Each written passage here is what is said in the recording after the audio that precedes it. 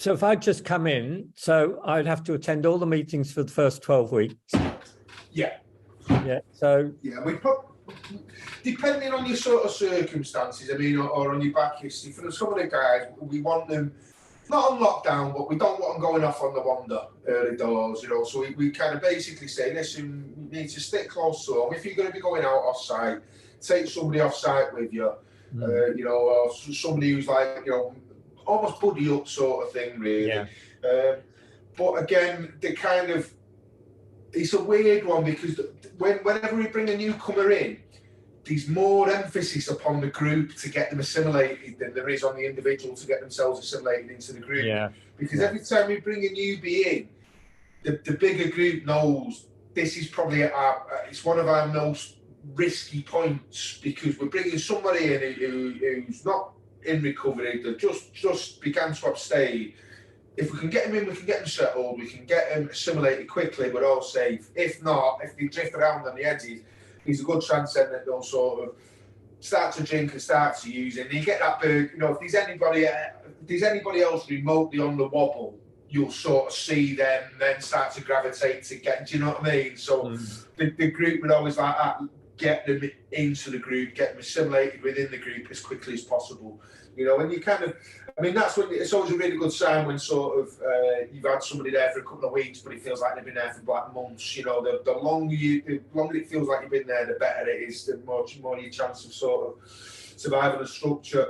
But yeah, basically what we say to them is that not just all the groups, but all the activities, everything. So we want them just fully committed and fully engaged within everything. Because again, a lot of the time when you first starting to abstain and first trying to get your recovery together, you don't want big periods of time to sit off on your own with your own thoughts, because your head will just have you off and fill you full of crap and try and convince you that drinking and using is a better option again. You know what I mean? So we've got to sort of just get yourself as engaged and ingrained within everything that you can. We push a lot of health and fitness stuff as well. So we do a lot of hillwalking, five-side football. We do park run. That's always a tough one for me to say. Park run weekly. Weekly park run. 5K with the guys. We've got a running club, loads of mountain walking, just all bits and pieces. Because again, sort of trying to get the vast majority of them are like physically unfit when they come to us as well, but trying to get across to them that like emotional resilience starts with physical fitness. You know, if you can, once you exercise on a regular basis, you start to get these endorphins produced, which gives you a naturally higher mood to start with. Do you know what I mean? So all this, it's a big connection. And again, trying to get them to eat healthily.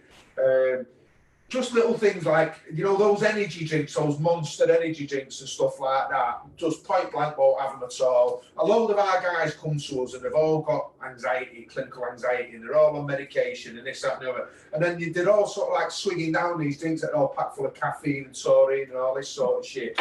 And then you're saying to them, that's why you're anxious. You're drinking shit like that. It's going to take you like 20 litres of water to flush out your system. And then it's making you anxious. And then you come into the office asking for propanol to try and reduce your heart rate. Do you know what I mean? So it's just kind of common sense. It's about, again, sort of trying to get the guys to sort of realise that it's a holistic thing, this recovery thing. It's not, I mean, you could attend like 10 meetings a day, and if that's all that you did was the 10 meetings, you know, you pick up a lot of knowledge, and you probably understand why you're working the way that you do, but it's not that necessarily saying you get any better and make any progress. But if you tie that in with, you know, so if you're attending a 12-step fellowship addressing your alcohol use, but you tie that in with a positive pro-social group around you who want the same thing, with a little bit of exercise, with a good night's sleep, with a healthy diet, you're not far off, do you know what I mean? And everything else will sort of then start to come in and progress on the back of it, really. So, it's a real sort of, to push towards particularly the mutual aid stuff. I mean, again, it's one of the things that I used to come across quite often was, I don't do groups. You know, we get people coming for assessment saying, I don't do groups. And then I'll just say, okay, mate, well, you won't get well. You know, and they say, what do you mean? They say, well, if you don't do groups, you can't come in. You know, well, can't I do the groups? And they, no, who the fuck are you to say you've got to sit there and do it on your own?